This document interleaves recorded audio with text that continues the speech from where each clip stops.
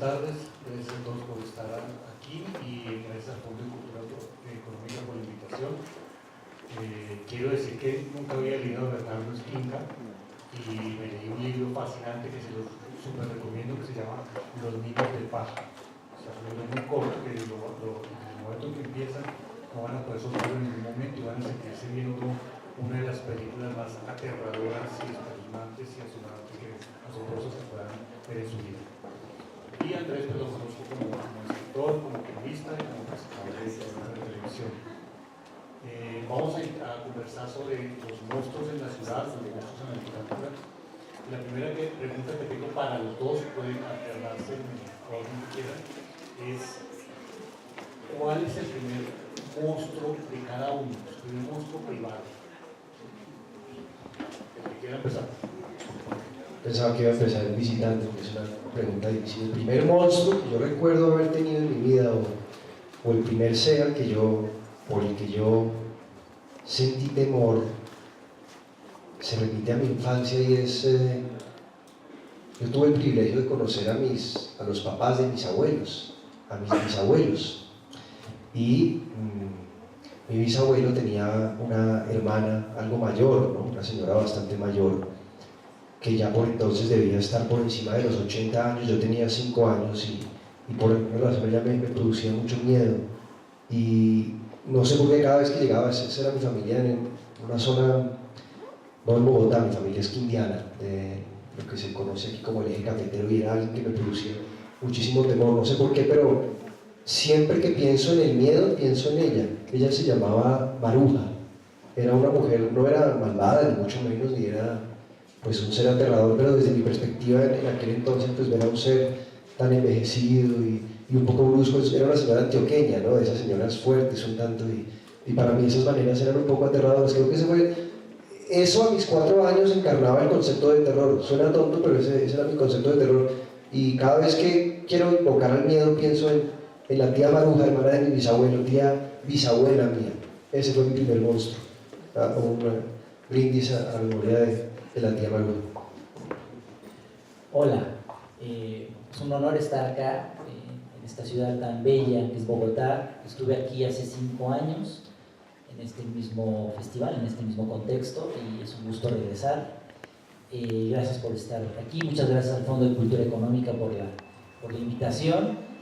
Y bueno, yo estoy lleno de fantasmas, por eso escribo cosas de terror, ¿no? Tengo demasiados fantasmas, monstruos, cosas que me angustian y que me aterran y que afortunadamente las puedo ir exorcizando a través de la literatura, y entonces contagiar, yo un poco me deshago de esos miedos contagiándoselos al lector. Ustedes me perdonarán si me leen y les contagio mis miedos, pero es parte de un ciclo. Luego ustedes también los exorcizan a través de la lectura, porque uno ve un espejo y entonces uno se da cuenta que no está loco, que compartimos miedos todos los seres humanos. Pero me referiré más que a un monstruo en específico, al gran contenedor de todos los monstruos, que es la oscuridad, ¿no? O sea, la oscuridad contiene todas las posibilidades de lo innombrable, ¿no? Entonces, justamente recuerdo que estando en la escuela primaria, es decir, no sé cómo le llaman aquí. Creo que igual primaria. Los primaria, perfecto.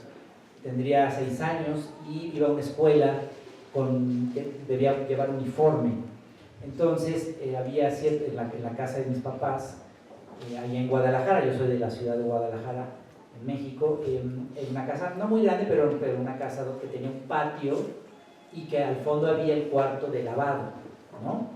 Entonces, que suele ser el cuarto pues más abandonado, y en el fondo había un cuarto que era para el servicio, para la muchacha, decimos allá, o sirvienta, que no teníamos, pero estaba lleno de triques. Entonces había ciertas noches en que yo debía preparar mi uniforme y me daba cuenta que estaba lavado y que debía ir en la noche, atravesar el patio y llegar a donde estaba el tendedero colgado, pero antes de eso debía incluso llegar hasta el cuarto ese de los tiliches, en completa oscuridad, prender la luz para ver bien, tomar mi uniforme, lo que requiriera. Pero el momento más terrible era el momento en que ya tengo mi uniforme y debía regresar al cuarto, apagar la luz me giraba y entonces había una sensación que nunca he olvidado de sentir que había algo detrás, llamándome, como jalándome, pues. Entonces, generalmente apagaba la luz y salía corriendo hasta la seguridad de la luz. Y eso me ha acompañado, esa sensación, que por supuesto nos acompaña a todos los seres humanos. El miedo a lo desconocido es la emoción humana más antigua que existe, como bien señaló Lovecraft. Y esa frase, esa sensación está muy presente en este libro de Los Niños de Paja, porque hay una frase que se pronuncia en algún momento uno de los personajes que dice: nunca le des la espalda a la oscuridad. Y esa frase me viene de esa sensación, porque si le das la espalda, pues no sabes qué va a salir y que te puede, metafóricamente, y que te puede tomar. Pero también me gusta porque más allá de la metáfora, es que yo sí creo que no hay que darle la espalda a la oscuridad, porque justamente debemos enfrentar nuestros miedos para poder superarlos. Y si los analizamos vía la literatura, pues qué mejor camino para poder sacar algo de luz en medio de esa tiniebla, ¿no?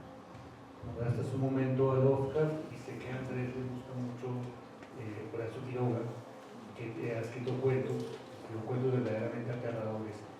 ¿Qué escritores que su obra se refleje, se trate el tema del monstruo, del horror, los han influenciado, los han acompañado en su vida y en su obra literaria? Bueno, mencionas a Horacio Quiroga, que para mí fue un descubrimiento. Hoy ha sido muy revaluado y mucha gente mira con cierto menosprecio la cuentística de Horacio Quiroga. ¿Han leído a Horacio Quiroga ustedes?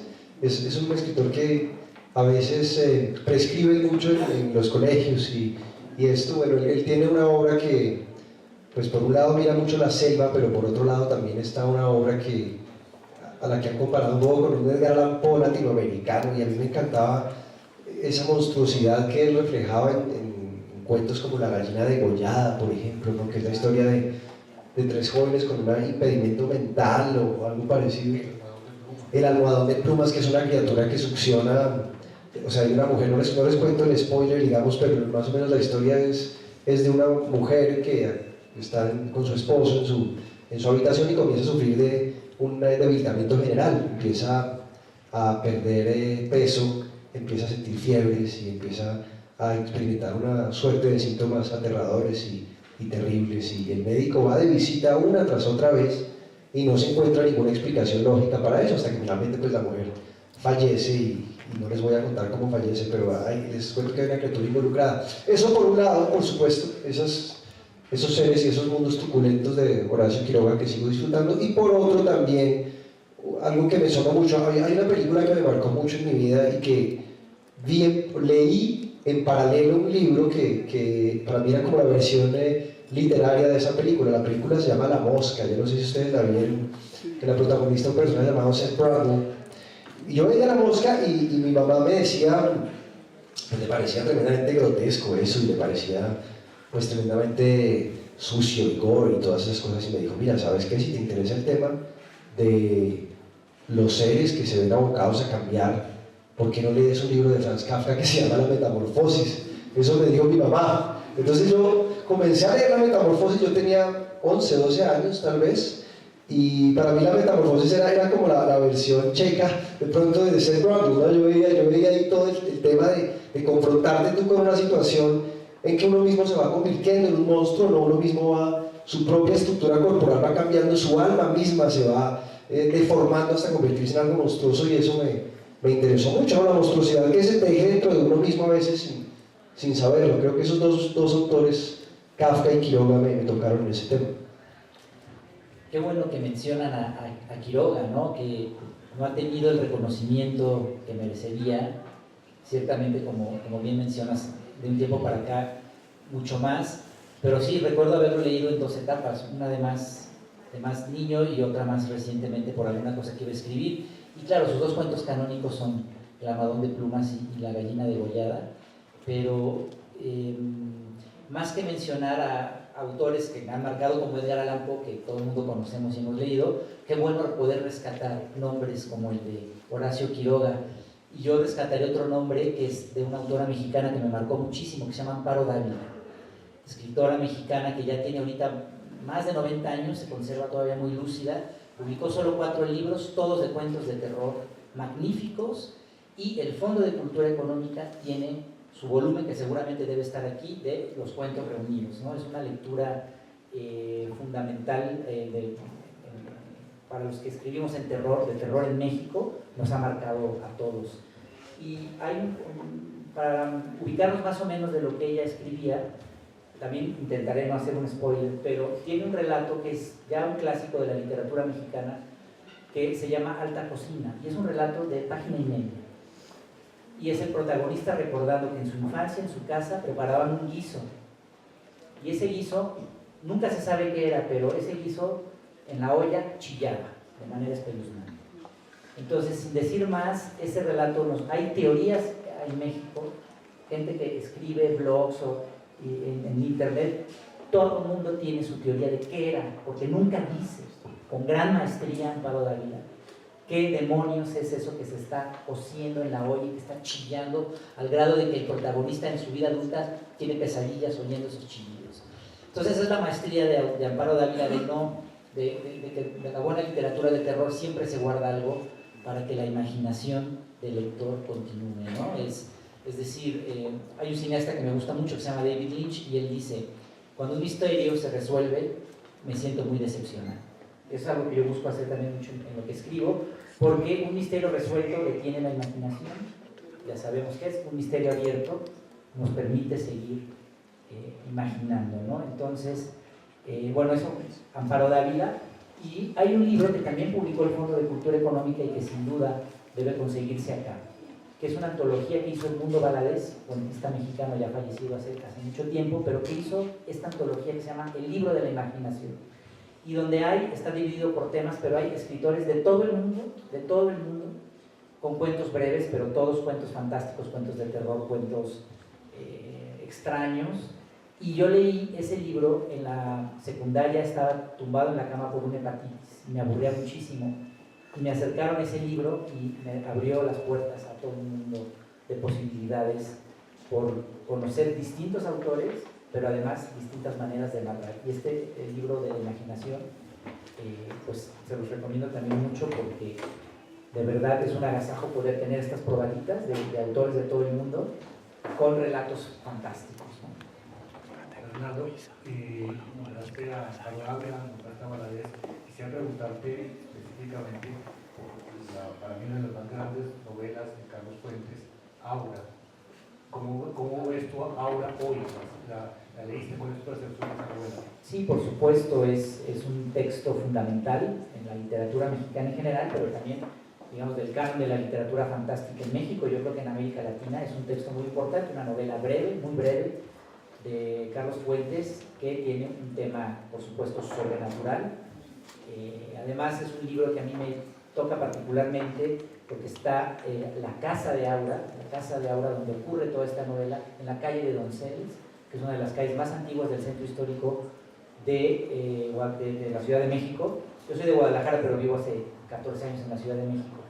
Y yo viví 2 años en esa calle, que está llena además de librerías de libros usados, de libros viejos, y entonces es una calle que realmente nos transporta en el tiempo. Y no existe la casa de Aura porque Fuentes da el número, si no me equivoco, 815, pero la numeración real de la calle acaba en el número 100.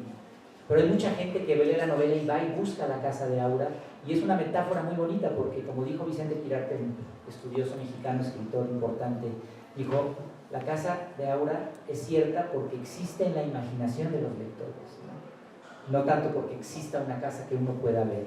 Entonces es un texto muy importante. Yo creo que Carlos Fuentes, conforme fue envejeciendo, la calidad de su literatura fue descendiendo. Escribía mucho, quizá no se detuvo a tiempo, como Philip Roth, que antes de morir, muchos años antes de morir, dijo: yo ya escribí lo que tenía que escribir, y dejó de escribir. Pero bueno, esa es otra cosa. Pero entre los textos importantes de Carlos Fuentes está, por supuesto, Aura, que ha marcado también a muchísimas generaciones de lectores y de escritores, ¿no? Por ese juego de un escenario real, que es el centro viejo de la ciudad, las casonas del centro, pero que ahí nos pone una trama de una bruja, ¿no? Que Aura es una bruja, y la relación de Felipe Montes, si no me equivoco, se llama el protagonista, además por la manera en que está narrada, es una tercera persona, ¿cómo es que dice? Tú llegas, abres la puerta, que para esa época era novedosa, al menos en el ámbito de la literatura hispanoamericana, que es una tercera persona, una primera persona, no sé, sí, eso, segunda persona del singular. Entonces, bueno, es un texto que en lo personal a mí también me ha marcado mucho. Si yo fuera japonés y pensara en monstruos, pensaría inmediatamente en Godzilla. Un habitante de Guadalajara, o alguien nació en Guadalajara, y alguien, no sé, tú naciste en Bogotá, pero... Yo nací en Bogotá. Y un bogotano como Andrés, si los pongo a pensar en un monstruo autóctono, ¿qué monstruo pensarían? Siempre a quemarropa me ataca. Un monstruo autóctono bogotano. Yo creo que compartimos monstruos. El coco, por ejemplo, yo creo que asustó a muchos, y no solamente en Bogotá, sino es transnacional, ¿cierto? Es una divinidad transnacional. Yo creo que ese es un ser que asusta mucho. Ahora hay otros personajes como el señor o la señora del costal. Es el que yo iba a decir. Claro, todos nos han asustado. Que habita cualquier pueblo, ¿no? Uno se pone a mirar la iconografía monstruosa desde arriba hasta abajo, y compartimos una cantidad de seres espeluznantes, ¿verdad? Pero yo creo que el coco podría ser nuestro monstruo, ¿no? Y cosas que nos atraviesan, por ejemplo, ahora que pienso en México, pienso en el Chavo del Ocho, y pienso en los espíritus chocarreros. ¿Ustedes recuerdan los espíritus chocarreros de los que hablaba la señora, ¿cómo se llama? Doña Clotilde, la bruja del 71? Es más, quisiera aprovechar esta oportunidad para preguntarle, a ver, ¿quiénes son los espíritus chocarreros? ¿Qué es eso? No lo sabemos hasta hoy, pero bueno, pues sí, qué palabra tan misteriosa, ¿no? Chocarreros. Chocarreros. Sí, como los poltergeist, supongo, estos espíritus que te asustan. Pero de vecindad, ya. De vecindad, claro, sí. Pero es una buena pregunta, ¿cuáles son los espíritus chocarreros? Voy a indagarlo ahora que regrese. Pensé que, quiero agregar justamente que, bueno, pues claro, el hombre del costal, o el ropavejero, o el robachicos, cada generación tiene su nombre distinto, pero si algo aterraba era más que pensar en un fantasma que se apareciera, o algo debajo de la cama, en México se dice mucho que va a venir el muerto a jalarte los pies. En fin, más que pensar en eso, de verdad era, no te salgas porque te va a llevar el viejo del costal. Eso a mí me daba pavor, porque además es el pavor máximo que puede tener un niño que se ha apartado de su familia, ¿no? Entonces, por supuesto que ese era el gran monstruo de mi infancia. Y una vez, ya siendo, pues no adulto, pero ya estaba en la universidad, estaba en la casa de mis papás, y de pronto oigo que la puerta de la casa, y la ventana de la cocina daba ahí a la puerta, veías al garage del coche, pero acá. Y era literalmente la encarnación del viejo del costal. Era un tipo indígena, con sombrero, campesino, más bien campesino con su sombrero, con un costal. Obviamente era un ladrón, que pues, estaba abierta la puerta, se metía y iba a robar lo poco que teníamos, pero como era descrito el ropavejero o el viejo del costal, el robachicos, era esa encarnación. Entonces fue muy impresionante, aunque ya no me asustaba esa idea, yo ya era un adulto, era como sí se materializó, y me sacó un muy buen susto. No siquiera le grité, ni siquiera tenía que decirle, hey, policía, algo, nada. Me quedé helado hasta que el hombre se dio cuenta que la puerta no se iba a abrir y se retiró de la casa. Entonces las pesadillas de pronto también encantan. Estamos en el barrio de Candelaria, Andrés, y acá en muchas de estas casas hay fantasmas. Hay varios libros. Eso me decían, Eso me decían. ¿Puedes contar de esto? Pues hay una cantidad de fantasmas que habitan estos predios y que tienen distintas historias, ¿no? Podríamos invertir toda la tarde hablando, pero existen muchos seres, ¿no? Por ejemplo, por aquí muy cerca está la casa de Rufino José Cuervo, ¿verdad? Y se supone, cuenta don Rufino José Cuervo, que ahí alguna vez se le apareció un ser que estaba vestido a la usanza de 100 años atrás, en aquel entonces, y que tenía un atavío bastante elegante, y que lo vieron caminando y rondando por ahí. Era el fantasma de esa casa, por ejemplo. Hay otros más que compartimos con América Latina. Está el caso de la mula errada. Ustedes han oído hablar de ese espanto que... Aquí también existe la mujer errada. Claro, pero cambia un poco, digamos, hay pequeñas variables, o sea, cada uno tiene sus variables nacionales, pero la compartimos. Y acá también, la Llorona, ¿no? La Llorona, por supuesto. Y aquí hay, pues, este vecindario está trazado por esos fantasmas que siguen recorriendo muchísimas de estas calles y que siguen habitando muchísimas de estas casas, pero por centenares de fantasmas además, ¿no? La mujer errada, al menos la de Ciudad de México, que es una leyenda de la época de la colonia de la Nueva España, es una mujer que vive con un sacerdote, entonces viven en pecado, y entonces el sacerdote un día recibe la visita de alguien que le dice, traje a mi burra, un herrero le llevan a un herrero, o un burro, ¿no? O una mula, y le dicen, voy a viajar, y en medianoche el herrero, ¿no?, le pone las cerraduras a la mula, y después se le hace muy raro al sacerdote, se da cuenta, porque es su amigo el que le pide que vaya a errar, ¿no? O ya me enredé. Pero se está entendiendo, creo. No, o sea, el tema es que esta mujer amanece toda errada, porque el diablo hace que para que pague su culpa, se la lleven al herrero como en la figura de una mula, pero era el amante del sacerdote. Entonces amanece con las cerraduras y bueno, una cosa así. Es parecido, ustedes conocen el espeluco de las aguas, supongo, ¿no? Lo han oído mencionar, pero conocen la iglesia de las aguas. Sí, ¿verdad? Aquí, frente a lo que llaman la iglesia ambiental, es más, puedes ir a conocer mañana al espeluco. Dicen, les voy a contar la historia muy rápidamente. Cuenta la leyenda que, y generalmente todos esos seres que asustan tienen como propósito contener a la gente de que haga algo, ¿no? Finalmente el costal tenía el objetivo de que tú no te salieras a jugar o que no hicieras algo indebido, ¿no? Siempre era como una fórmula de amenaza. Dicen que hace muchos años en esa iglesia hubo una mujer que se atrevió a decir que su pelo superaba por mucho la belleza de un cuadro que había de la Virgen María, ¿verdad? Y que por tanto pues el Todopoderoso se sintió indignado ante esa profanación, ante ese atrevimiento de esa mujer, y en contraprestación a esa blasfemia decidió convertirle todo su pelo en serpientes. Entonces dicen que en esa región, en esa zona exactamente frente a la eje ambiental, reside el espeluco, que es el despeluco realmente de la zona de las aguas, ese ser maldito que cada vez que no puedes mirar porque tiene algo de medusa también de alguna forma, ¿no? Ahí hay un malvado local. Bernardo, al leer sobre este libro, todo los niños de paz se siente la presencia constante de Stephen King. Es un autor que aún está siendo muy leído por sobre todo por los jóvenes. En la librería donde yo trabajo, van muchos muchachos buscando sus obras. ¿Qué es lo que tiene Stephen King para ti que lo hace tan atractivo? Sí, me parece a mí un gran escritor, la verdad. Santiago Rocagnolio, escritor chileno, publicó en El País de hace unos años un texto muy padre que se puede leer en línea en el periódico El País de España, pero que tiene su edición de América Latina. Un texto porque cree que debe ganar el Nobel, ¿no? Pero bueno, no hablaré de ese texto, solo lo menciono porque en México es muy curioso, pero la crítica le tiene un odio a Stephen King. Las revistas como Letras Libres o Nexos, que son las revistas de los grandes intelectuales, jamás han reseñado ni reseñarán en su vida un libro de Stephen King. Los grandes críticos como Christopher Domínguez Michael dicen que es una basura.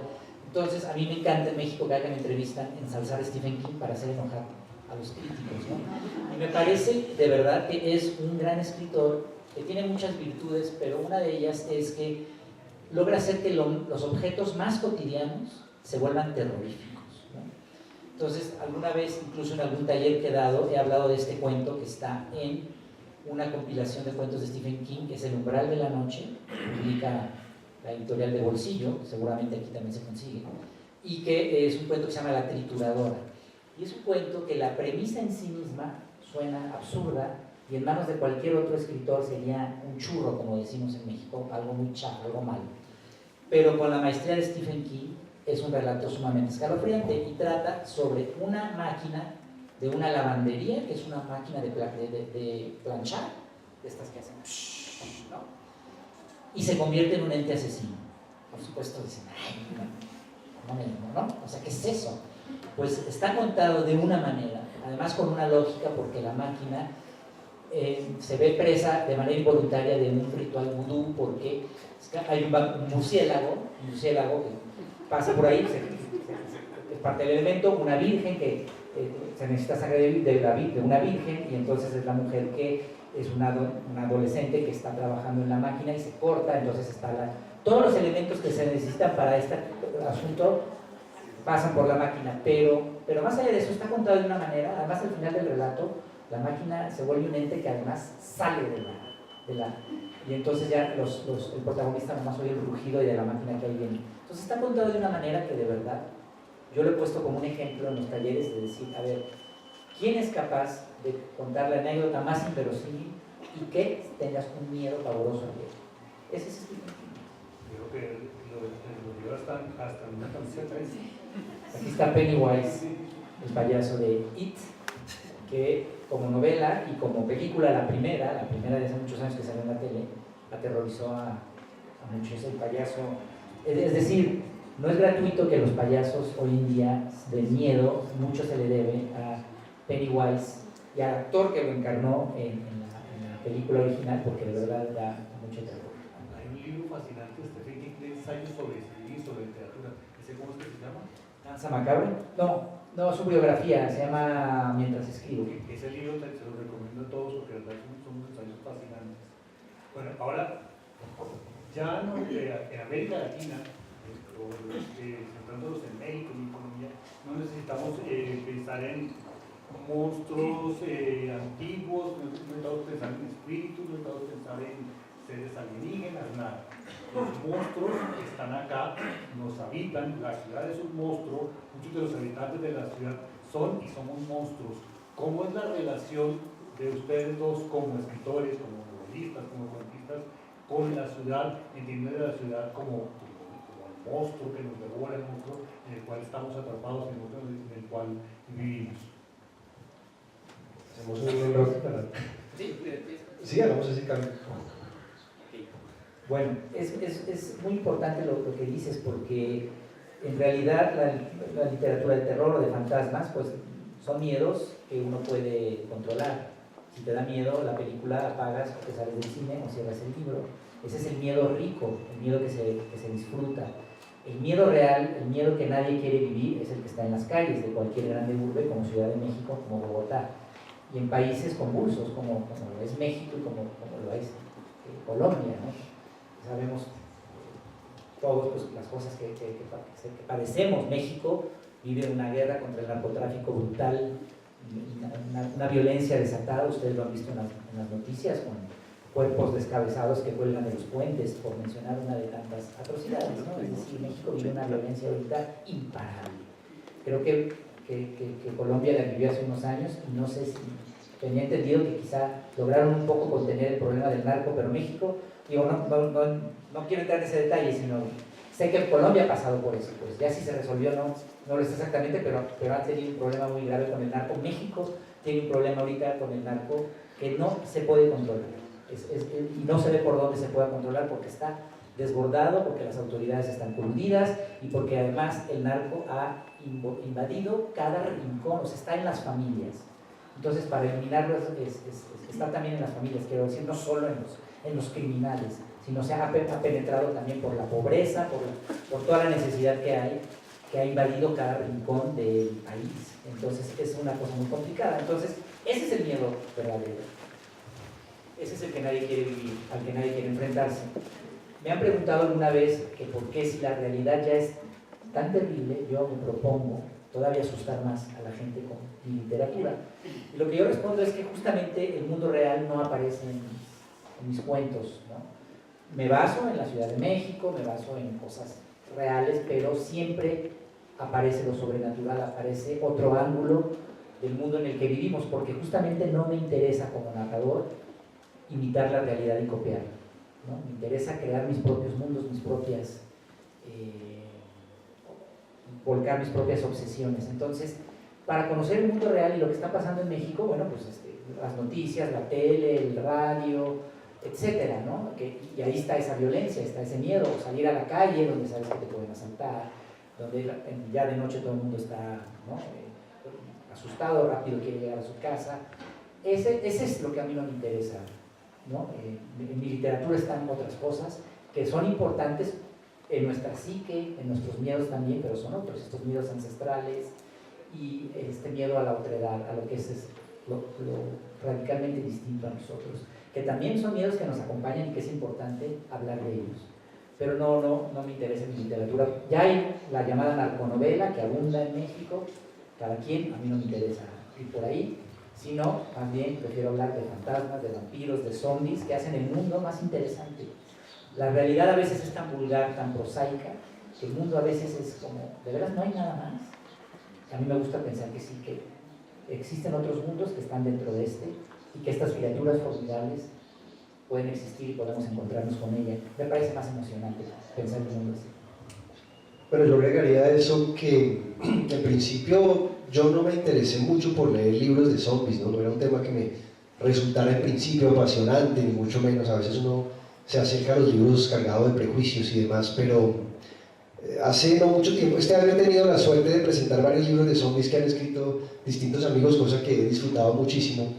Y me parece peculiar la manera como nos acercamos nosotros a esas temáticas, porque yo creo que una cosa es ser zombie en el primer mundo y otra muy distinta es ser un zombie en el tercer mundo con todo lo que eso implica. Y se me viene a la mente un libro que disfruté mucho y que recomiendo a todos los presentes, que es de un buen amigo, Miguel Ángel Manrique, que se llama Ellas están comiendo al gato. Muy bueno, tuve oportunidad de conocerlo hace 5 años, gran persona. Un buen autor y además un libro muy original precisamente por eso, porque es la exploración del mundo zombie, ¿verdad? De un holocausto zombie, desde muchas perspectivas, pero acontecido en el contexto de un país donde las cosas no funcionan bien. Es decir, es un zombie que no solamente tiene que vivir pues todo ese inframundo en el que habitan los zombies, ese mundo terrorífico de llagas purulentas y de todo ese tipo de cosas, sino ese mundo de burocracias, ¿no? O sea, cómo se enfrenta un zombie, por ejemplo, a la ineficiencia de un burócrata, ¿verdad? A tener que lidiar con un empleado, con un funcionario, o con un empleado público que te detiene tus cosas, ¿no? A esas situaciones que son quizá mucho más aterradoras, ¿no? Lo cual me parece terrible. Un amigo autor, cuyo nombre voy a mantener en secreto, me decía que estaba pensando en escribir una historia sobre zombies, y que él quería hacer un paralelo porque muchos de los habitantes de calle que veía aquí en situaciones de muchísima miseria, de muchísima desgracia, de muchísima inconsciencia, de muchísima desconexión, eran casi zombies, ¿verdad? Con el respeto, obviamente, que nos merecen, pero muchos habitantes de calle casi que se encuentran sumidos en una burbuja que los aísla del mundo, que los descontextualiza, que los desconecta de cualquier forma de afecto, y eso es lo que somos nosotros. Incluso nosotros mismos, que nos estamos mirando y que nos creemos civilizados, tenemos mucho de zombies, ¿no? Contagiados por esa mirada opaca. Con el celular, ¿qué tal? Todo el mundo estamos así con el celular. O sea, vean ustedes a alguien, o sea, no hay nada más zombie que estar alienado por cualquiera de esas formas de incomunicación. Y creo que en eso vivimos, pero creo que el reto, de alguna manera, está en superar esos horrores que hemos vivido de narcotráfico, esos asesinatos que no solamente son el clásico asesinato en serie a la gringa, que aquí tenemos muy pocos, tenemos a Campo Elías, pero tenemos cosas mucho peores en muchos otros contextos y formas de violentar mucho más terribles, y creo que en América Latina eso tiene un cariz especial y eso nos da una oportunidad de aterrorizar de otra forma, creo yo, y eso me parece que puede ser la visión que nosotros deberíamos tener si nos creemos parte de este contexto. Y totalmente de acuerdo, y quiero agregar algo porque justamente la literatura de terror, y esto lo dice Stephen King, es que, porque mucha gente la critica porque es una evasión, ¿no? Y bueno, qué bueno, qué rico poderse evadir a veces, ¿no? Pero dice, la literatura de terror, la literatura fantástica, nos mete en una caverna donde lamemos nuestras heridas y de ahí podemos salir a enfrentar el horror de la vida real que sí tenemos que superar, ¿no? Entonces, porque también alguien me decía alguna vez, no, ya con todo lo que está pasando en México, todos los cuerpos que aparecen colgados, o este personaje del pozolero, que tenía un tanque con ácido y desaparecía ahí a las víctimas del narco, ¿no? Las disolvía en ácido. ¿Qué escritor con la máxima imaginación podía haber pensado que existiera un personaje así? O sea, la realidad siempre va a superar a la ficción, ¿no? Entonces me decía, no, ya todo lo que tú escribas de tus cuentitos de terror es Bambi comparado con lo que pasa en la realidad, ¿no? Entonces, justamente vuelvo a yo no quiero imitar la realidad, yo no estoy compitiendo con la realidad porque me va a ganar a patadas, yo estoy inventando mi propio mundo, mis propias posibilidades de ver el mundo en el que vivimos.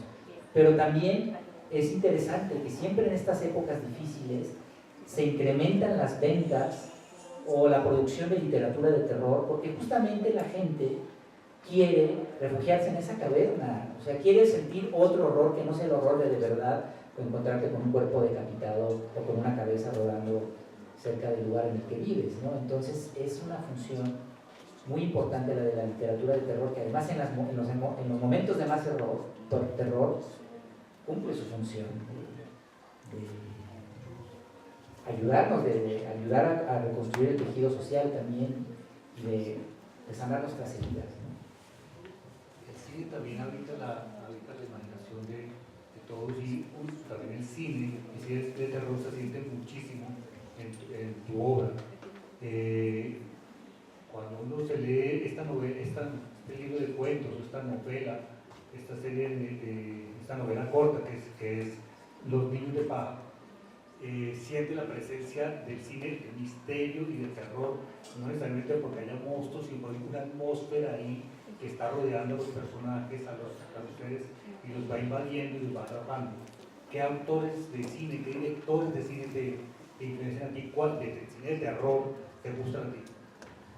Sí, bueno, el cine es muy importante en mi escritura, ¿no? Hay la gente que me lee me dice eso, que se nota como una literatura muy visual, una manera de narrar que es muy visual, ¿no? Y bueno, pues pertenezco a una generación que es la de los 70, que creció ya con el cine metido en todos lados, ¿no? O sea, el cine me ha marcado mucho y sin duda pues está presente en la manera en que narro, que es muy vertiginosa, muy visual, ¿no? Y creo que mencioné a David Lynch, o no sé si lo mencioné en la charla anterior, pero David Lynch me ha enseñado muchísimas cosas, por esto que él decía, que cuando un misterio se resuelve se siente muy decepcionado y que siempre detrás de lo aparente hay algo detrás, ¿no? O sea, él decía, también daba el ejemplo de una lámpara y que tiene un cable. Tú ves el cable y el cable es solo esto, pero si tú lo abres, por dentro hay una serie de cosas retorcidas que están haciendo otro camino, ¿no? Entonces, David Lynch me ha enseñado muchísimo la lectura de sus películas, la vista de sus películas, pero también he leído muchas entrevistas que le hacen y esa filosofía la ha aplicado mucho, ¿no? O sea, a mí me gusta narrar misterios, pero no me gusta develarlos del todo.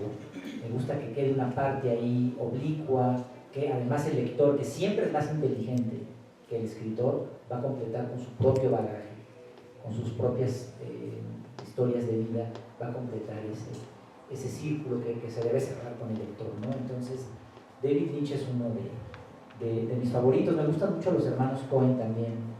Barton Fink, creo que es mi película favorita de todos los tiempos, que tiene que ver con un escritor que sufre un bloqueo mental y que está en el Hollywood de los años 40, seguramente la han visto, Barton Fink, y que además tiene que ver con el poder de la imaginación en realidad esa película, y en todo el infierno que se mete este creador para seguir con su arte, ¿no? El infierno mental me refiero.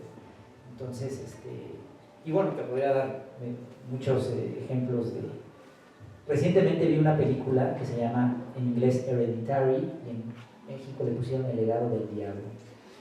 Pero si no la han visto, véanla, porque de verdad es una de las mejores películas de terror que se han hecho en los últimos tiempos. Es una película de un debutante estadounidense, pero lo interesante de esto es que la primera hora de la película es un melodrama de una familia que está sufriendo un duelo brutal, y ya en la segunda parte viene todo el tema sobrenatural, pero la menciono porque justamente cuando parece que ya agotamos toda la manera de narrar, también todo el cine de terror, nos encontramos con una película que te deja pensando mucho, pero que en la primera parte dices, bueno, ¿y dónde está el terror aquí? Pero te tiene con el corazón estrujado porque es un melodrama en realidad, y luego ya muta a una cuestión satánica. En tu caso, Andrés, nombraste al comienzo de esta conversación La Mosca.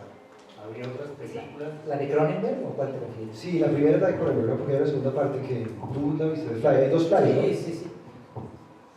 Pues yo pertenezco a la misma generación a la que pertenece mi colega aquí a la derecha, es decir, generación de los 70, Y por supuesto, pues yo alquilé muchas películas, ¿no? Ninguna de ellas se consideraba como gran pieza del cine, pero pues por supuesto yo viví el tiempo de Pesadillas sin fin y fui fanático de Freddy Krueger y dormí poco viendo Hellraiser y todo este tipo de cosas que me formaron y que de alguna manera yo viví ese terror un poco apocalíptico, un poco futurista de Alien y de todo este tipo de cine que pretendía desde la ciencia aterrorizarnos de muchas maneras, ¿no? Entonces, pues que siguiendo a Sigourney Weaver y a todos estos personajes, nunca he establecido en lo personal una relación consciente entre eso y lo que escribo en realidad, ¿no?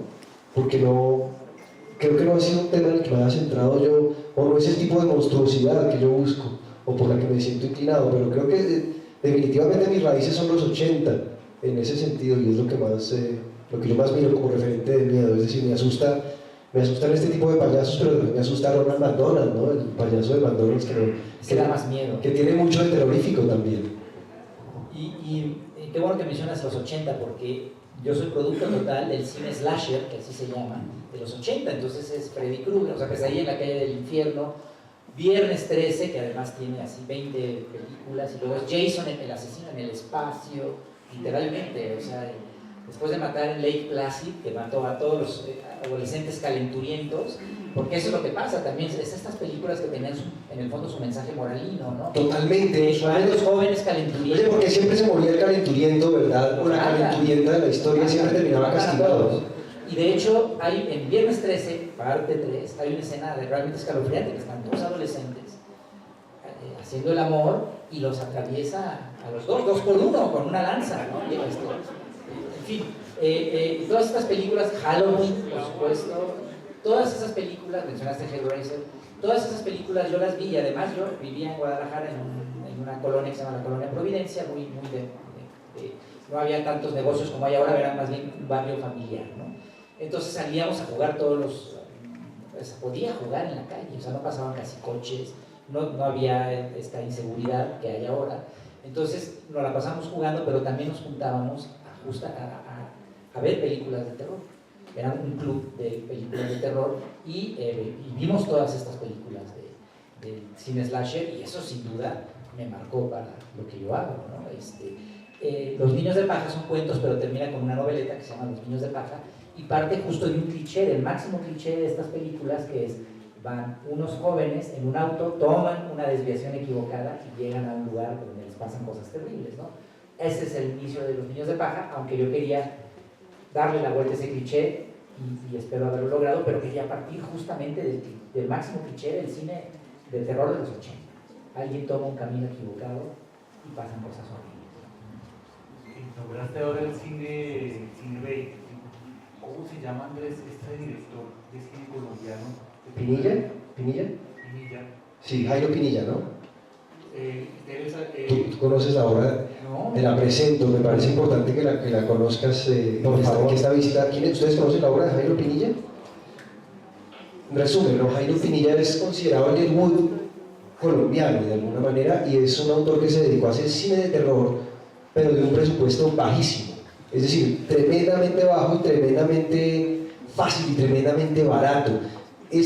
Y se ha convertido en una figura de culto dentro del cine de terror, precisamente por la elaboración, por la manufactura tan ingenua, tan descuidada, pero a la vez tan interesante de lo que hace. Todas las películas pues tienen unos títulos bastante predecibles, ¿no? Digamos, Regresión Mortal y ese tipo de cosas. Si lo puedes buscar, es muy simpático, creo. Y ahora voy a buscar. Menciona, ahora que hablamos del alquiler, yo no sé, ustedes tuvieron en los 80, ¿qué formato se utilizaba para ver películas? ¿Betamax o VHS?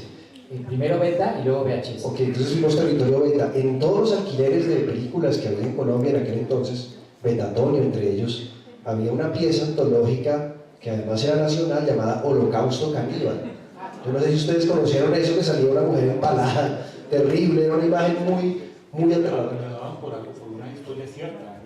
Sí, lo vendieron como un falso documental. Era de un italiano, creo, el director, un italiano, ¿verdad? Porque la manufactura es tal cual, ¿no? Que están en los que llegan con una tribu, estos antropólogos, y se queda la cámara rodando desde la barca, creo, y entonces todos se los comen, pero es como si se vendía como si hubiera sido real. De hecho, creo que hubo investigaciones y demás, o sea, creo que la policía se involucró en el tema convencido de que realmente existía eso. Ahora es todo un género que se llama found footage, que en su momento puso de moda otra vez el proyecto de la bruja de Blair, ¿no? Que se suponía que en verdad era lo que habían grabado estos chicos que se pierden en el bosque pues, tras la leyenda de la bruja, ¿no? Y ahora hay, creo que, excesivas películas con el tema del metraje encontrado de que supuestamente real, pero estos fueron los precursores. Por Holocausto Caníbal y otras había un filme que se llama Snuff, también, sí. que también se suponía que la chica que desmiembran ahí era real y era vísceras de cerdo, ¿no? Pero bueno, como ven, este cine nos gusta. Les recomiendo a Pinilla a todos. ¿Hay alguna película en particular de Pinilla? Uy, es que todas son tan buenas, además que todas están disponibles y si entran a YouTube pueden encontrar. Hay una muy reciente que se llama El Libro Mordi, es la peor de todas. ¿Sigue filmando? Sí, pero ahora lo hace con más bajo presupuesto todavía, porque antes lo hacía en cine, ¿verdad? Ahora lo hace con cámaras de teléfono celular. Pero más allá de todo, a mí me merece muchísimo respeto el cine de él, o sea, me parece algo digno de ser visto, más allá de cualquier consideración cualitativa y demás. Quería agregar algo que tenía que ver con otra pregunta anterior, pero justo cuando mencionaste a Manrique, por el tipo de novela de zombies que hace, que pues, también está el tema de la burocracia, que es muy interesante cuando de veras el cine de terror se puede reinterpretar y la literatura, ¿no? Es decir, no está agotado, más bien tiene que ver con la imaginación de los escritores o de los cineastas. Y quería recomendarles esta película cubana que se llama Juan de los Muertos, que es una película de zombies. Zombies cubanos, pero más allá de, bueno, pues, si hay persecuciones de zombies y tienen que escapar, el real trasfondo de eso, pues es todo el tema de Cuba y de lo que es ser un cubano en el mundo de hoy. Y entonces los cubanos, como sabemos, como han vivido, pues finalmente pues, en una dictadura durante muchos años y no tienen acceso a muchas cosas y viven restringidos, como sabemos, pues los cubanos se las han arreglado para ser muy, muy vivos y aprovecharse de las situaciones, ¿no? Entonces, pues en realidad los protagonistas, Juan, que es Juan de los Muertos, es un cubano que es vaguísimo y no hace nada y solo bebe cerveza con sus amigos, pero cuando se entera de que hay cadáveres por todos lados, entonces sus amigos hacen negocio como recolectando los cadáveres, ¿no? Entonces van sacando provecho de todas estas situaciones y en realidad es una película hilarante y además al final cuando tienen la oportunidad de huir se regresan porque así es el cubano también, no quieren, por la mayoría al menos, a pesar de todo les gusta su país y quieren seguir ahí, ¿no? Y pensé también, ahora que mencionabas también esto de los indigentes, que también pueden ser vistos como zombies, a una escritora argentina que se llama Mariana Enríquez, que seguramente aquí se consiguen sus libros, extraordinaria narradora, y tiene un cuento justamente que tiene que ver con indigentes, que se transforma en una cosa muy siniestra, pero no porque los indigentes sean siniestros, sino por cómo los percibimos nosotros, ¿no? Quería recomendarles esas dos cosas. Sí, ¿cómo hablan los muertos cubanos? ¿Hablan en cubano? Yo pensaba, hay ciertos acentos que no se prestan mucho para aterrorizar, ¿no? Yo en estos días veía una película de Freddy Krueger precisamente, pero en portugués, ¿no? No me asustaba. El voy a matar a você. O sea, yo no entendía, no me parecía que era terrorífico para nada. Aquí en Colombia yo estoy convencido que se habla el castellano más bonito de todo el continente. Entonces, ¿cómo será una película de terror con ese acento tan bonito que tiene? Lo digo, para ustedes es lo más normal del mundo, pero lo pienso, o sea, es algo que he hablado con amigos que han venido acá. De verdad hablan muy bonito, hablan un castellano muy bonito, muy melodioso, muy seductor. Entonces yo tengo que ver las películas de este hombre porque cómo será ese terror con este lenguaje tan bonito que tiene y esta cadencia tan bonita de la manera en que habla, ¿no? Pero bueno, finalmente supongo que el terror es universal y supera incluso hasta la barrera del acento. La barrera del acento. Quiero hacer una pregunta final antes de darle la palabra al público. Andrés Caicedo, solamente el autor de la música, también frecuentó el tema del terror y del horror a través de dos grandes maestros que eran Poe y Lovecraft, por ejemplo en el cuento de Berenice, Los libros de Caperucita. Andrés, ¿qué nos puedes contar de esta faceta específica de la obra de Caicedo? Bueno, yo creo que lo que sucedía era precisamente lo que estábamos hablando. Difícil trasladar ese terror de Lovecraft al Valle del Cauca, ¿verdad? Y uno lee o cuenta lo que decía Mayolo, por ejemplo, que dirigió muchas películas de terror, ¿no? Está el caso de Luis Ospina, que hizo Sangre de tu sangre, que es una película de vampiros, que son unos enfermeros o algo así que tienen un negocio y roban sangre a vampiros y se los dan a un señor que está enfermo para que rejuvenezca. Bueno, bastante cliché el tema, pero lo curioso es que todo ese grupo que empieza a trabajar lo que se llama la pornomiseria, del cual hace parte Caicedo, tenía el complejo de sentir que el Valle del Cauca era una zona extremadamente prosaica y poco fértil para hablar de terror. El Valle del Cauca, que es una zona más tropical de Colombia, un poco más calentana, como decimos aquí, y Caicedo abre un poco en eso, y él dice que de alguna manera eso me escape a muchas cosas que él sentía, ¿no? Que de alguna manera él, a través de eso que escribía, estaba buscando un escapismo a fantasmas internos que él decía padecer. Caicedo todo el tiempo se quejaba de oír voces internas y de tener una cantidad de conflictos. Él mismo decía que vivía sumido en una burbuja de terror, y Berenice le apuesta a eso, evidentemente. Y el cine posterior de los sobrevivientes de ese grupo de Cali, que Andrés Caicedo no hizo parte de esa cinematografía, es un cine que abreva en eso. Y de ahí viene lo que se conoce en Colombia como la pornomiseria, ¿verdad? Que es esa cinematografía un tanto terrible, un tanto sanguinolenta, un tanto caníbal muchas veces, y creo que Caicedo es el heredero de eso, ¿no? La mansión de Araucaima un poco apuesta también a eso desde el relato gótico de Tierra Caliente. Exactamente, lo cual es bastante curioso y bastante paradójico. Bueno, quiero darle la palabra al público. Si alguno de ustedes quiere preguntarle algo a nuestros invitados, tienen la palabra. No mordemos aunque seamos vampiros. Pregunten, por favor. Quisiera decir algo. Nombraste Curaçao. Hay un relato gótico, bueno, se toma como relato de literatura gótica que se llama La bondadosa ley Duncan, que habla de una terminología que son los vampiros humanos, que es eso, son personas de una edad mayor que tienen dinero y que a través de una persona de clase muy baja extrae la sangre o la vida de otros seres. Ese tipo de vampirismo, digamos, es muy contemporáneo, aún con unos casos de tráfico de órganos, y quería enlazar esa historia con otra cosa que pasó en Cartagena, fue el hecho de que hubo una masacre de indigentes para tomar los esqueletos de ciertas partes para estudios anatómicos de universidades de todo el país, y muchos esqueletos por ahí estuvieron siendo traficados y eran indigentes. Se les consideraba poca cosa y por eso se mataban para hacer ese tráfico. Pero ya para el estudio, lo que se llama como la ciencia. Entonces, la modernidad es el mejor ejemplo donde el terror siempre va a superar la ficción.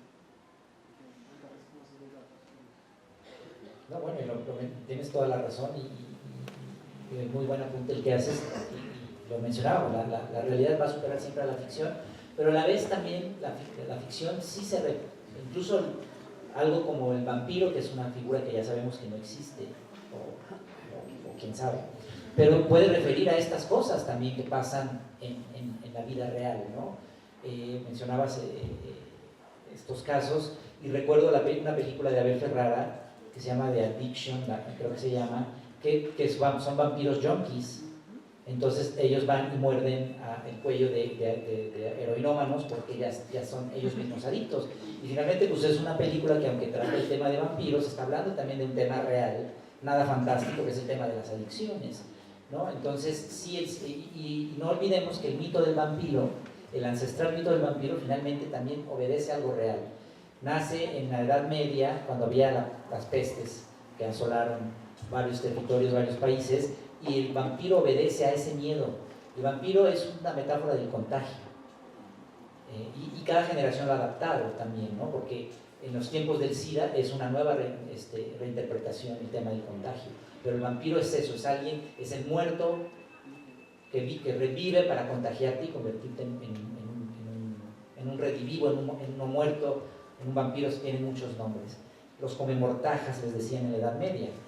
Cuando abrían las tumbas, les tenían mortajas y estaba la boca descubierta como si hubieran mordido la mortaja. Ahora se sabe que es porque las bacterias que colonizan los cuerpos se comían la mortaja, pero en la Edad Media, cuando tenían este conocimiento, pensaban que iban a revivir, y lo que hacían, se han descubierto en Venecia y en otros lugares, enterramientos donde había el ritual de exorcismo del vampiro, era meterles un ladrillo entre los dientes para que no revivieran. Entonces es una cuestión que mitológica, pero que obedece a cuestiones reales de, en la Edad Media, el miedo al contagio a la peste, ¿no? Entonces todo el terror, toda la gran literatura de terror siempre obedece a algo que proviene de nuestros miedos más profundos y reales, ¿no? Por eso, desde mi punto de vista, es sumamente importante el género de terror y el género fantástico, porque finalmente nos hablan de nosotros, ¿no? Frankenstein, que acaba de cumplir 200 años, bueno, pues trata del hombre que quiere emular a Dios, pero también del monstruo que se vuelve monstruo porque el humano lo rechaza, el normal lo rechaza. Frankenstein es el nombre de su creador, Víctor, el doctor, pero la criatura no tiene nombre, y lo primero que le reclama cuando va a enfrentar a su creador es: ¿por qué no me diste un nombre? ¿No? Y además la gente lo rechaza porque es feo, o sea, la gente es lo que lo hace monstruo, él no es un monstruo. Entonces está hablando de, estos grandes clásicos hablan finalmente de cosas importantísimas que vivimos, que no nos dejan, ¿no? O que nos definen, ¿no? Como seres humanos. Perdón, yo generalmente pienso que la monstruosidad es algo que se le asocia, no es algo inherente en el sujeto, sino es algo que se le da al sujeto, y pues, generalmente tiene que ver con unos procesos de formación de la identidad, de decir, eso monstruoso no soy yo, lo que soy yo es esto, mi identidad se construye de una forma, o sea, me defino de forma negativa frente al monstruo. El monstruo es todo lo que yo no soy. Les quería preguntar, pues esa es una de las funciones que yo le doy a la cosa que a mí me parece que tiene la monstruosidad dentro de la literatura, ayudarnos a definirnos, es decir, qué es aquello que no somos. Yo les quería preguntar a ustedes, dentro de su obra, ¿cuál creen que es la función de lo monstruoso?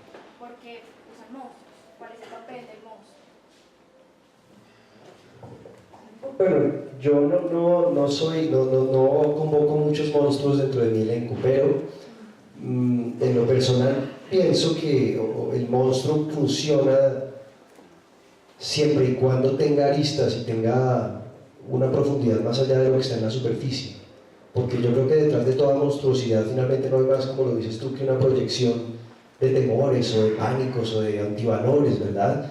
Y hay personajes que son considerados monstruosos en tanto no corresponden o no comulgan con una suerte de características que se supone que son las que debe tener alguien correcto y demás. Para mí el monstruo ejemplifica más la marginalidad y el hecho de ser mirado marginalmente y el hecho de ser discriminado muchas veces que el hecho de ser monstruoso en sí mismo, porque la monstruosidad, así como dicen que la belleza está en los ojos del que la ve, yo creo que la monstruosidad de alguna manera también está en los ojos de quien la percibe. Yo creo que finalmente lo monstruoso es desconocido.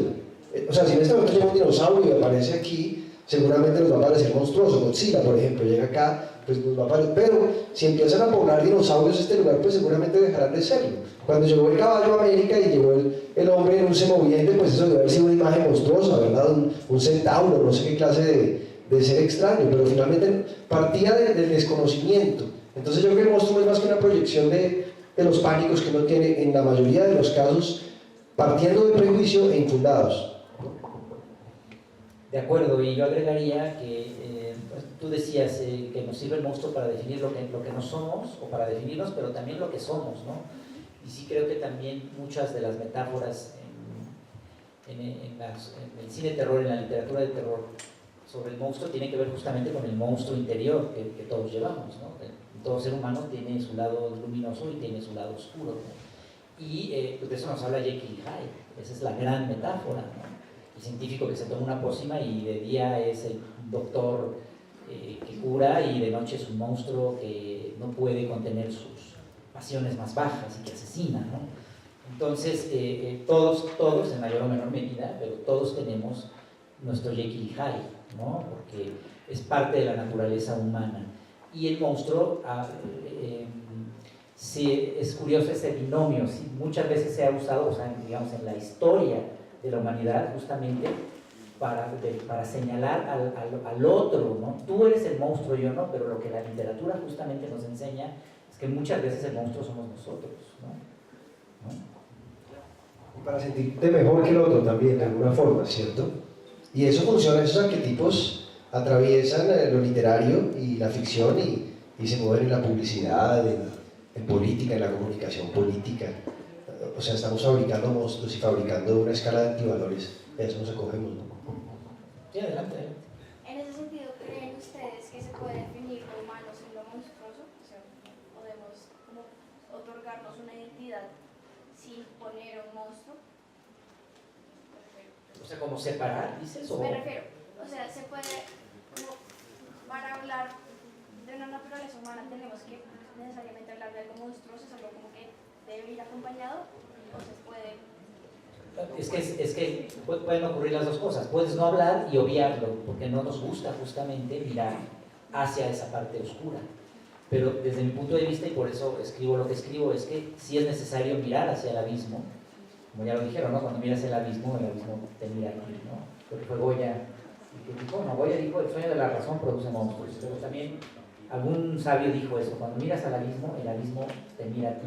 Entonces es importante, yo sí creo que el monstruo es parte de la naturaleza humana, por eso nos ha obsesionado y por eso se ha hablado tanto de él en la literatura y en las artes, porque es parte de nosotros, pero tú puedes decidir no mirar hacia allá. No es que el monstruo nos defina, es que es parte de nosotros, de la compleja naturaleza humana. Hay muchos elementos, uno de ellos es el monstruo, no es el único, ni mucho menos, ni es que sea equivalente, es un ingrediente de la parte que define al ser humano, ¿no? Entonces, yo creo que sí hay que mirar hacia allá, porque estudiar o ahondar, explorar el lado oscuro a través del arte, por supuesto, nos va a ayudar eso a entender un poco más por qué el ser humano se comporta como se comporta, ¿no? Entonces, hay quienes prefieren estudiar a los santos, a los seres pues que han sido ejemplo de la humanidad, etc. Pero también hay que estudiar lo monstruoso, porque es parte de nosotros, y sin eso no está completo el cuadro. Ahora, la construcción de lo monstruoso es muy interesante porque, por lo menos en nuestra tradición judeocristiana, existe como un arquetipo muy claro del monstruo, ¿no? El demonio tiene una forma muy definida y hay cosas que son consideradas monstruosas sin que necesariamente lo sean. Digamos, la sodomía es considerada un acto monstruoso por la Biblia.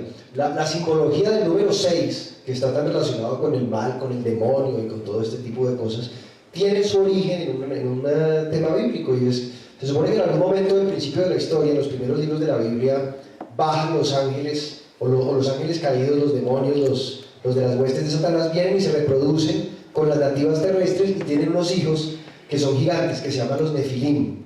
Y esos hijos tienen una peculiaridad, una monstruosidad, que es la siguiente: en lugar de tener 5 dedos, su perversión, su aberración es que tienen 6 dedos. Esa prole híbrida tiene 6 dedos. De ahí viene el concepto del 666 del Apocalipsis. Fíjense ustedes, por ejemplo.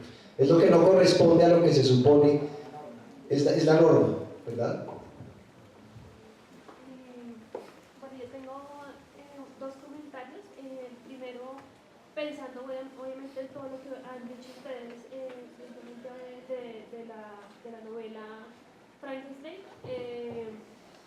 pienso que, bueno, pues desde mis conocimientos, mis poquitos conocimientos, que el monstruo pues también es como un poco asociado con Prometeo, ¿no? Porque se entiende que este monstruo es el hijo de nadie, ¿no? O sea, no fue procreado como tal naturalmente, entonces también por eso es un monstruo. Y entonces también tiende como de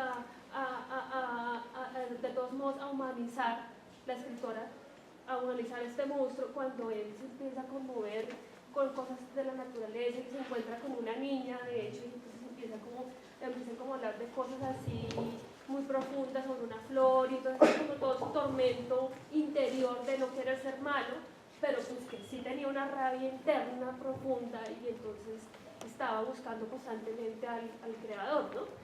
Entonces, eso yo creo que también podría trasladarse un poco también al humano. Nosotros también somos antinaturales en cierto sentido, hemos perdido mucho de lo animal, ¿no? Y somos personas que en el fondo también tenemos algo de monstruoso, ¿no? No, totalmente de acuerdo, y además no hay que olvidar la larga cadena de atrocidades que se han cometido a lo largo de nuestra historia. Y no tenemos que hablar necesariamente de asesinos seriales, no, muchas veces con las guerras y con cuestiones políticas se han cometido atrocidades, o sea, ya más allá de la maldad individual o de la monstruosidad individual, también como sociedad somos un monstruo de 1000 cabezas. Muchas veces como sociedad solapamos cosas que no deberíamos, ¿no? A lo largo de nuestra historia hay casos terribles, ¿no? Y pienso también en relación con lo que dices, es otro gran ejemplo que sí es de la vida real, que es el hombre elefante, ¿no? John Merrick, que existió en el siglo XIX, justo por las épocas de viaje destripador, finales del XIX, que, bueno, pues era este hombre con esta enfermedad que lo deformó de manera terrible al grado que parecía un elefante, que estuvo en ferias, en circos, siguiéndose en los famosos freak shows, ¿no? los circos de fenómenos, hasta que un doctor con una visión más humanista lo rescata, lo estudia y resulta que John Merrick, como narra su biografía, pues era un hombre no solamente sumamente sensible y bondadoso, sino culto, le gustaba, leía poesía, o sea, era un tipo que más bien estaba condenado por su deformidad y por la sociedad, que esa sí era un monstruo y que lo condenaba a estar justamente a vivir como un animal, cuando él pues era, como dice en la película de David Lynch, la segunda película de David Lynch, El hombre elefante, que dice I'm not a monster, I'm a human being, ¿no? O sea, déjenme en paz, soy un ser humano, no me maltraten, ¿no? Entonces es una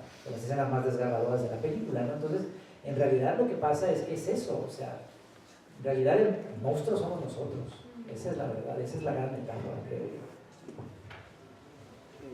Sí, tenía una pregunta acerca del tema de la charla, que era si ustedes ven una diferencia entre el tipo de monstruos que surge en el campo y en la ciudad, o sea, que es como la imaginaria que surge, porque obvio no son lo mismo, porque no son los mismos miedos, ni los mismos terrores, ni nada, y que... Sí. Sí, pues, yo pienso que digamos, lo que sucede es que el monstruo rural, por llamarlo así, está muy asociado al costumbrismo. Uno mira el repertorio de los monstruos rurales y que yo sepa no se ha renovado mucho, entre otras cosas porque las problemáticas del mundo rural son muy complicadas, y particularmente en contextos como el colombiano. Entonces yo siento que la existencia de la madre monte o de la pata sola o del silbón o de esos mitos transnacionales que atraviesan la llanura colombiana, la llanura venezolana, pues están inscritos en una tradición muy propia del siglo XX. Yo no sé cómo se puede replantear al neomonstruo del siglo XXI en regiones rurales, ¿no? Creo que hay una diferencia clara, por supuesto, ¿no? Y creo que últimamente no se mira mucho al monstruo del campo, eso también lo pienso. Creo que deberíamos volver nuestros ojos hacia las zonas rurales para explorar a ver qué monstruos están ahí detrás, más allá de los que tenemos evidentemente que tienen nombres propios. Es decir, tenemos el monstruo de los Andes, que es un asesino y un violador en serie terrible de niños, y a eso es a lo que llamamos el monstruo de los Andes. Yo creo que es el momento de que ese lugar lo reconquisten los monstruos que merecen estar ahí, no la humanidad con ínfulas monstruosas. Me acabas de dar una idea para mi siguiente cuento, pero sí, es decir, también pasa en México, es decir, los monstruos del ámbito rural o las criaturas del folclore permanecen bastante intactas, no se han renovado, pero justamente porque son parte de una identidad, y creo que eso es importante, ¿no? O sea, se transmite de generación en generación, porque además en muchos casos hay una advertencia, ¿no? O sea, en México está la Cihuatlaco, entre muchas otras criaturas, que es una mujer vestida de caballo, que engaña a los borrachos y los aniquila, pero no deja de ser que es una advertencia, ¿no? No te pongas borracho.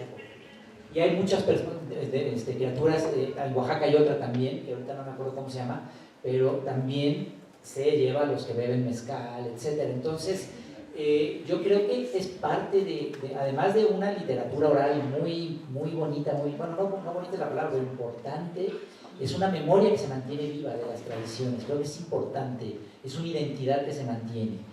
Ahora, el monstruo de la ciudad es otro también, o sea, sí están separados, es distinto. El ámbito urbano es quizá menos ingenuo, más perverso, más oscuro, pero lo que hay que hacer, y es ahí donde te agradezco la idea que me estás dando, es hay que llevar los monstruos del ámbito rural a la ciudad y veamos qué puede ocurrir ahí. Creo que sería algo muy interesante. Y un ejemplo está como en el umbral de eso, es del gran maestro de Arthur Machen, escritor escocés del siglo XIX, papá literario de Lovecraft, que su relato más famoso es El Gran Dios Pan. Entonces justamente él recupera estas leyendas, estas tradiciones, estas mitologías. El Gran Dios Pan pues ha mutado, ¿no? Es un dios romano, pero luego es el diablo cristiano. Los cristianos robaron mucho, es la verdad, robaron la Trinidad de Sumeria, etc. En fin, para construir su propia religión. El Gran Dios Pan, el macho cabrío, los atributos del diablo, pues en algunas partes son del Gran Dios Pan. Él toma esta figura mitológica que además en Escocia, donde él sitúa sus historias, hay ruinas romanas, porque es un lugar que fue colonizado por los romanos. Entonces ahí se aparece en el ámbito del siglo XIX, que ya nos parece lejano, pero para entonces pues era la modernidad desde la que narraba Machen, y era hablar de estos mitos que regresan justamente para aterrorizar al hombre que ya se cree librado de toda esa superchería. Y entonces es una gran enseñanza lo que hace Arthur Machen, de que el pasado está ahí latente, el folclore está ahí, pero no se han ido los antiguos dioses, y en cualquier momento regresan y recuperan lo que les pertenece, ¿no? Entonces hay que hacer más Arthur Machen ahora. Que hacen falta, ¿no? Muchos espantos de América Latina son medidas protectoras del campo, de las selvas, de las aguas, y hoy que estamos no quiero sonar político ni mucho menos, pero en un ámbito de fracking, de amenazas permanentes contra la naturaleza, creo que un ejército de monstruos bien dotados nos haría mucho bien, ¿no? Hay, digamos, un rescate de eso en el cómic. Irónicamente la literatura no la he visto, la colombiana particularmente, pero en el cómic sí apareció eso que están hablando, y es como retomar esos mitos como una forma también de cuestionar el presente. Hay un cómic que se llama así, que cuenta cómo la madre monte, todos estos espíritus empiezan a tomar cuerpos de gente asesinada y vienen a la ciudad del futuro, a la Bogotá del futuro, a vengarse de los criminales que ostentan el poder y que sabían que esas atrocidades estaban ocurriendo. Entonces del monstruo primitivo y que hace parte del folclore se pasa a un cuestionamiento también de la realidad contemporánea, ¿no? Entonces les recomiendo que conocen esos cómics. Pues no, es un background de esto. Pero se puede conseguir si uno pregunta por ¿El ahí. autor del cómic quién es? Es Avenegra Comics, es un grupo independiente de cómics y ellos elaboran y además facilitan la tarea de publicación de otra gente que está también creando cosas turísticas, por ejemplo. Yo les invito a conocer ese trabajo. En algunas bibliotecas están, sí, y a Avenegra. Búscanlo y particularmente en chicos de su entonces conozco el trabajo de él. Esa se lo recomiendo. Gracias, lo buscaremos. Bueno, yo pues quería también hablar un poco sobre, hay un relato de terror que creo que es muy perteneciente a mi generación, estamos de los 18 y 23 años, que es el creepypasta, no sé si han escuchado de eso, y es básicamente la perversión de figuras pop, de cosas que normalmente asociamos como lo familiar, como un lugar seguro. Entonces, pues para nuestra generación esto está en el cine, básicamente todos los productos de Disney, por así decirlo. Entonces, básicamente todos los productos de Disney tienen el capítulo perdido de Mickey Mouse, que son de verdad grotescos. De chiquito, como en sexto, me pasó varias veces que pasé noche en vela. Pero realmente pasa algo muy interesante con eso, y es que no sé por qué se queda como un relato del internet, como una cosa underground y una cosa que no se vuelve, como que no sé por qué no gana la legitimidad que debería tener, porque también tiene una función moral de alguna manera, tiene una crítica sociopolítica un poco, y es sumamente famoso. La gran mayoría de personas de mi generación al menos han escuchado al respecto. No sé qué tienen ustedes, o sea, ¿por qué y en qué momento los terrores dejan de ser una cosa como de puro morbo, de buscar la cosa oscura, ¿sí? Para volverse parte de la cultura general, por así decirlo? ¿Cómo hacer para que esos monstruos que nos aterran a muchos, porque nos familiarizamos con ellos y que afectan nuestras vidas y cargan un mensaje, se vuelvan parte como de esa cultura general? Sí, bueno, es un tema complejo y es un tema interesante. Está dentro de los mitos de la creepypasta, el más famoso es Slenderman, ¿no? Que ahora ya hay una película y es este hombre delgado que se aparece, y luego en internet también circulaban fotos muy bien trucadas donde se ve por ahí detrás unos niños jugando a básquetbol y atrás esta figura alta que anda por ahí amenazante. Yo creo que también no dejan de ser leyendas urbanas, ¿no? Las leyendas urbanas pues existen desde que hay urbes. Pero también cada tiempo se adapta a los mitos y la tecnología también, o sea, cada época da la impronta de todos estos temores, ¿no? Entonces, a mí me parece como fenómeno interesante la creepypasta porque es un fenómeno de internet, de redes, de chats, de gente que se conecta por ahí para continuar estos mitos e inventar los suyos propios, ¿no? Ahora, ya que tanto tiene eso de literatura formal, eso es lo que yo sí pondría en duda, porque pues mucho o sea, no es que le quite valor como un tema de discusión y como un tema de que te asuste, y es la hoguera, la hoguera ancestral primigenia donde la humanidad se ha juntado a contarse relatos desde el inicio de los tiempos, que también tiene que ver con la memoria, con preservar cosas, con transmitir conocimiento. La versión moderna de la hoguera es la de terror, de lo que es el campamento de verano donde siempre hay alguien contando historias de terror. Es el creepypasta, es internet. Y está bien, la verdad es que como fenómeno es sumamente interesante, que ahí, o sea, es como ver cómo cada época entiende su manera de comunicarse y de contar incluso el terror. Pero pues también son mucho aficionado, que no necesariamente, habrá unos que narren mejor que otros, pero no sé qué tanto hay de literatura en eso como para que trascienda ese círculo y entonces llegue ya formalmente a las artes, ¿no? Habría que verlo, no lo sé, ¿no? Solo lo pongo en la mesa, ¿no? Porque ni soy analista de la creepypasta ni me he leído toda la creepypasta, pero sin duda me parece un fenómeno digno de estudio, ¿no? Ya que tanto eso pasa a formar parte, como tú dices, de la cultura, entendida como un arte, ¿no? Porque cultura es todo, ¿no? Pero ya como una cuestión artística, ahí es donde habría que ver hasta dónde da, ¿no? Quisiera recomendarte, ¿verdad? Ya para cerrar, recomendarles, ya que nombraste a la película Juan de los Monstruos, la película cubana, a un novelista cubano, novelista y ensayista, que se llama Alberto Garrandés, que tiene unas novelas góticas y de terror habaneras, en especial 3, Fake, Las Potestades Incorpóreas, y la última se llama Demonios. ¿Consigue aquí? ¿Aquí se consigue o tú lo conseguiste? No, se consigue en una librería que queda en la calle 70. Seminario se llama. No dije el nombre. Ah, donde tú trabajas. Porque no se vale hacer comerciales, más de libros. No, pues no dije el nombre de la librería. Eso es lo que sí debemos hacer, comercial de libros y de librerías, es lo que hace falta. Pero, ya sé con quién, a quién acudir. Pues, si hay alguna otra pregunta, o si no, pues, la última. Tengo una consulta, pues ustedes como creadores de literatura, ¿por qué no puede ganar el monstruo? Porque si el monstruo está dotado de valores humanos, finalmente así es la síntesis de lo que dentro de un plano natural no somos como seres humanos. ¿Por qué no puede ganar el monstruo? ¿Por qué gana la acción dentro de la fantasía hollywoodense? ¿Por qué tiene que haber un fin para el monstruo? Es de construcción. Bueno, es que depende de dónde venga. Si es Hollywood, siempre va a ganar el bueno, siempre. Sí. Pero hay mucho cine y mucha literatura donde el monstruo gana. Pero, digamos, ¿por qué la pertenencia a la marginalidad del monstruo y no a que el monstruo evolucione a lo que finalmente somos nosotros? Pero eso resulta tanto en la ficción como en la fantasía. Pero en la no ficción nos damos cuenta de que somos ese monstruo. Pero solo para reconocerlo fantásticamente es que podemos decir puede ganar.